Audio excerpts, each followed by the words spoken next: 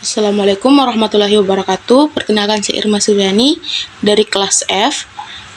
Tujuan saya membuat video ini adalah untuk memenuhi tugas dari mata kuliah Bahasa Indonesia, yaitu menjelaskan mengenai materi ragam tulis dan lisan beserta contohnya. Jadi mungkin ada baiknya sebelum saya menjelaskan mengenai materi ragam tulis dan lisan, saya menjelaskan mengenai apa sih itu ragam bahasa.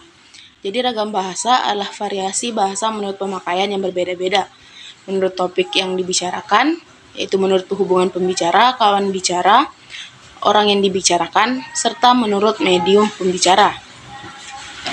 Seiring dengan perkembangan zaman, sekarang ini masyarakat mengalami perubahan sehingga bahasa pun mengalami perubahan, di mana perubahan itu berupa variasi-variasi bahasa yang dipakai sesuai keperluannya.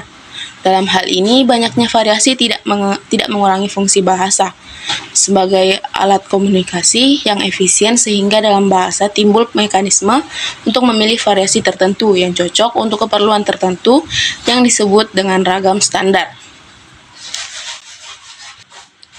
Jadi ada beberapa faktor yang menyebabkan timbulnya ragam bahasa yang ada di Indonesia, yakni faktor budaya, di mana setiap daerah mempunyai perbedaan kultur atau daerah hidup yang berbeda seperti di wilayah Jawa dan Papua, serta beberapa wilayah di Indonesia.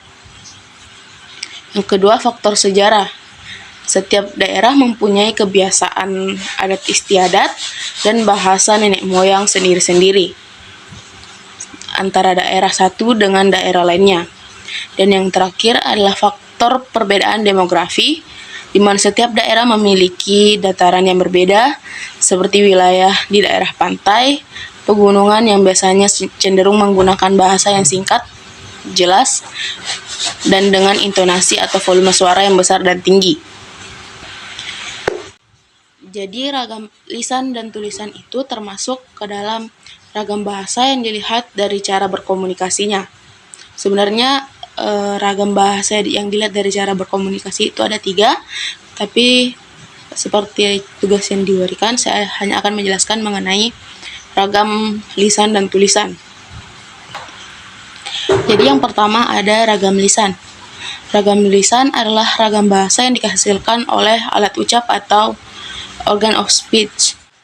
Jadi dalam ragam bahasa lisan ini kita harus memperhatikan beberapa hal, seperti tata bahasa, kosakata, dan lafal dalam pengucapannya.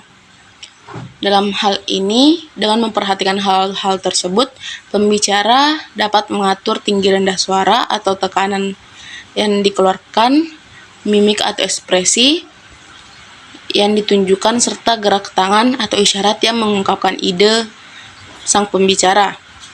Contoh kata ragam lisan yaitu yang pertama, rombongan tamu negara sebentar lagi tiba. Yang kedua, sumur itu digali menggunakan alat modern. Yang ketiga, pamannya pendiam sekali tapi bibinya cerewet sekali. Ragam lisan memiliki ciri-ciri yang pertama yaitu memerlukan kehadiran orang lain. Yang kedua, unsur gramatikal tidak dinyatakan secara lengkap. Yang ketiga, terikat ruang dan waktu. Dan yang terakhir adalah dipengaruhi oleh tinggi rendahnya suara. Dalam ragam lisan memiliki kelebihan dan kekurangan. Untuk kelebihannya yaitu yang pertama dapat disesuaikan dengan situasi. Yang kedua, faktor efisiensi. Yang ketiga, faktor kejelasan. Dan yang keempat, faktor kecepatan. Untuk kelemahannya, bahasa lisan berisi beberapa kalimat yang tidak lengkap, bahkan terdapat frasa-frasa sederhana. Yang kedua, penutur sering mengulangi beberapa kalimat. Yang ketiga, tidak semua orang bisa melafalkan bahasa lisan dengan benar. Materi kedua yaitu mengenai ragam tulis.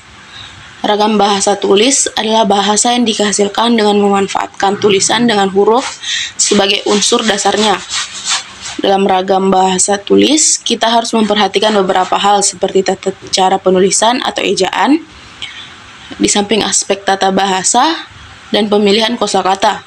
Dalam hal ini, Kita dituntut untuk tepat dalam pemilihan unsur tata bahasa seperti bentuk kata, susunan kalimat, pilihan kata, kebenaran penggunaan ejaan, dan juga penggunaan tanda baca dalam pengungkapannya.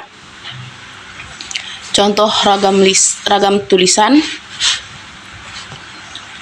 Contohnya yaitu pada kata rombongan tamus, negara akan segera tiba. Yang kedua, sumur itu digali dengan alat-alat modern.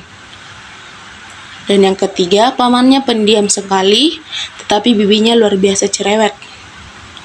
Atau pamannya pendiam sekali, tetapi bibinya cerewet luar biasa. Ragam bahasa tulis memiliki ciri-ciri seperti yang pertama, tidak memerlukan kehadiran orang lain.